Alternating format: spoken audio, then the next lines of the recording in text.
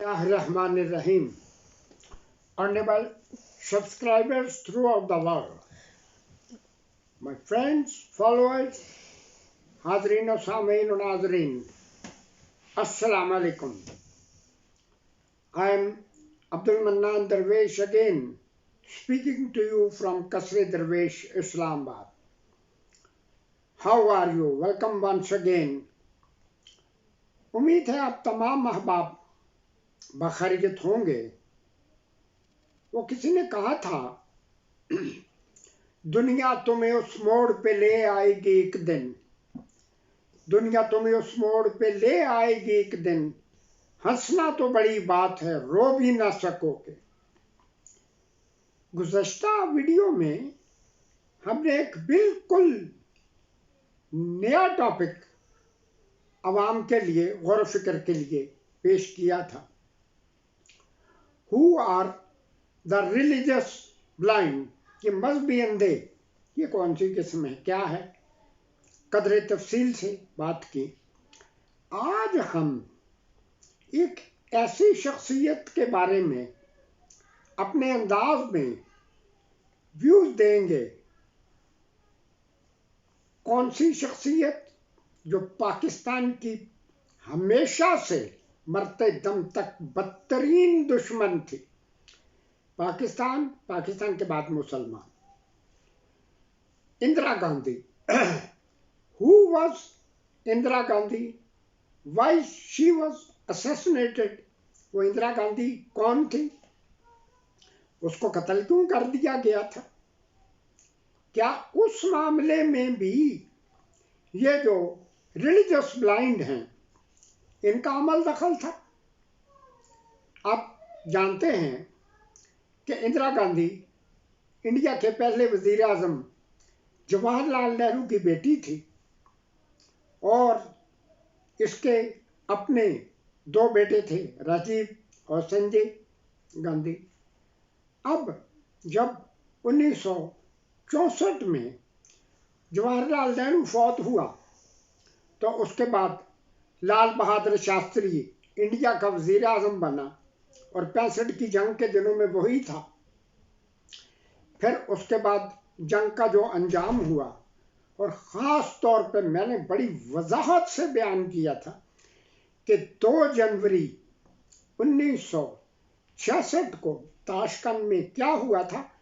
जिनको नहीं पता या जो ना जानते हो, प्लीज़ आप उन वीडियोस को दोबारा देखें। हम किसी को कुछ ना बता सके, खुद को तो हमें कुछ पता हो 2 जनवरी को क्या हुआ और उसमें कौन कौन शामिल था।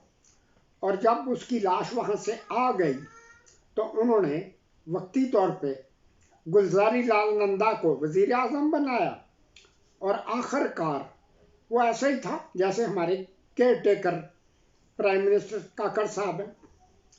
तो फिर इंदिरा गांधी वज़ारत उज़्मा के लिए मुंतखब हुई। आगे चले तो 71 की जंग आती है। 71 की जंग में जो कुछ हुआ और उसमें उस इंदिरा गांधी का जो रोल था वो हम सब के सामने है, तारीख का एक हिस्सा है।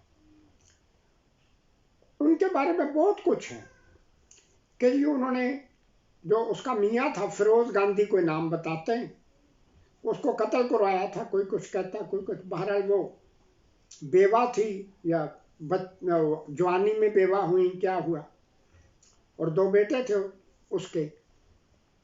अब ये मशरकी पाकिस्तान का जो कज़िया होता उसमें उसने पूरा अपना रोल, जो कि एक मजहबी अंधे की जिम्मेदारी होती है, उसने अदा किया। पाकिस्तान के 2 टुकड़े करवा दिए। बहस करेंगे तो फलां का कसूर था, फलां, ये बहस ही करनी ना, हमने प्रैक्टिकली देखते तो है नहीं। अब आगे चलते चलाते मुझे बड़ी अच्छी तरह याद है कि जब ये मामला शिमला पैक्ट हो गया भुट्टो साहब और इंदिरा गांधी के दरमियान, और 93,000 हमारे जंगी कैदी भी वापस आ गए। इंदिरा गांधी ने एक दफा बयान दिया था कि अब हम पाकिस्तान के खिलाफ जंग नहीं करेंगे, इस इस मर्तबा हमने जंग लड़े बगैर जंग जीत ली। वो तो जो कुछ हो रहा है वो बात की बात है। थोड़ा सा और आगे आए। अब ये इस तरह के लोग होते हैं, जब इंडिया पाकिस्तान अलग-अलग होने का फैसला हो गया, इन हिंदुओं ने, मजहबी जो अंधे हिंदू, इन्होंने सिखों को, जो इनकी एक्सटेंशन लीड है, सिख हिंदू मजहब की एक्सटेंशन लीड है, ये चकमा दिया कि अगर तुम ज्यादा से ज्यादा मुसलमानों को पंजाब में कत्ल कर दो तो हम तुम्हारा पंजाब तुम्हारे हवाले कर देंगे, जिसका नाम खालिस्तान होगा। जरूर अपने दाएं बाएं लोगों को पूछा, खालिस्तान मूवमेंट है क्या? खालिस्तान है क्या? संत फतेह सिंह, मास्टर तारा सिंह और बड़े बड़े लीडर थे। जब इंडिया बन गया, हिंदू छा गए और उसके बाद उन्होंने सिखों को इधर उधर किया। कोई भूख हड़ताल पे बैठा है इनका लीडर, कोई कुछ, देखते देखते मर गए सारे, बात खत्म हो गई। जब लीडर मर गए तो कौम तो फिर कौम ही होती है। लेकिन आगे चलते चलाते जब उनकी नई नस्ल जवान हुई तो उनके जहन में यही बात थी कि इन्होंने हजारों लाखों लोगों को मरवाया हमारे हाथों से, जिनका गुनाह या जो कुछ भी है वो हमारी गर्दनों पे है। दोबारा मुनज़्ज़म हुए। 84 में क्या हुआ? वो गोल्डन टेम्पल अमृतसर, जिसको या दरबार साहब भी कहते हैं, उस दरबार साहब में जब सिखों ने इंडिया के खिलाफ बगावत शुरू की तो इंदिरा गांधी और उसकी फोर्सेस ने अटैक किया और कम अज कम 15 या 17 हजार लोगों को, सिखों को कुचल के रख दिया, मलियामेट कर दिया। और उसमें बड़ी अहम बात यह है कि जो उनका लीडर था उस दौर का, संत जरनैल सिंह भिंडरांवाला, सबसे पहले उसको कत्ल किया। लेकिन वो ये बात थी कि वो उनका लीडर था तो वो जुबानी लीडर नहीं था, ये अफगानियों के लीडर की तरह। जब ये अफगान इनकलाब और ये कोई लीडर अमेरिका बैठे, कोई बरतानिया, वरना ज़्यादातर इनके वालिदैन का जो बर्थ प्लेस इलाका वो तो इंडिया, और वहाँ बैठे बातें कर रहे होते थे। अफगान धड़ाधड़ मर रहे होते थे, पाकिस्तानी भी मर रहे होते थे। बहरहाल अब उसके बाद फिर क्या होता है, कत्ल तो करवा दिया, मामला उसने समझा कि ख़त्म हो। 31 अक्टूबर 1984 उस दिन उसके सिख ड्राइवर ने उसको कत्ल कर दिया। क्यों कत्ल कर दिया? कि उसने सिख होने का सबूत दिया, या फिर यूं कहें कि वो भी तो एक मजहबी अंधा ही था ना, सिख जो था मजहबी अंधा तो था ना। अब उन्होंने ये बात समझी कि अब आइंदा अगले 20-30 साल हिंदू आराम से इंडिया पे काबज रहेंगे। इंदिरा गांधी एक बहुत ज्यादा मुतनाज़ शख्स, 71-72 में एक किताब के कुछ सफ़े स्मगल होकर अफगानिस्तान से पाकिस्तान आए। वो किताब लिखने वाला मुसन्नफ कहता है कि मेरे भाई को फांसी की सजा हुई थी, सिख था, तो मैं इंदिरा गांधी का ड्राइवर था, मैंने बड़ी कोशिश की कि मेरे उस भाई को किसी तरह से माफ़ी हो जाए, लेकिन उसको फांसी हो गई और वो मुल्क छोड़ के भाग गया। और उसने जाके वो जो किताब लिखी, किताब का नाम आप ज़हनों में रख लें और कोशिश करें, वो उस किताब में जो कुछ है वो मैं यहाँ कोई बात नहीं करूँगा, आप खुद तजस्सुस करें, हर चीज़ आजकल के नेट के दौर में मिल जाती। किताब का नाम है जब इंदिरा जवान थी। तब इंदिरा साहबा क्या करती थी वो आपने देखना, अपने बच्चों को बताना। वो अमन की ठेकेदार नहीं थी, मुसलमानों की खैर खा बही खा नहीं थी, वो क्या थी, वो उस किताब में से आप तलाश करें। चलें وہ بھی ہو گیا، ان کا لیڈر بھی مر گیا۔ اب آپ دیکھیں، بالکل تاریخ کا مطالعہ کریں، 18 جون 2023 کو وینکوور کینیڈا میں گردوارے کے سامنے جب 40 سال گزر گئے، نئی نسل پھر جوان ہوئی، پھر اکٹھی ہوئی، خالصتان کے حق میں ریفرینڈم ہو رہا ہے۔ کینیڈا کا جو شہر ہے وہ صبح وینکوور، کبھی برسبن میں ہو رہا ہے، کبھی لندن میں ہو رہا ہے۔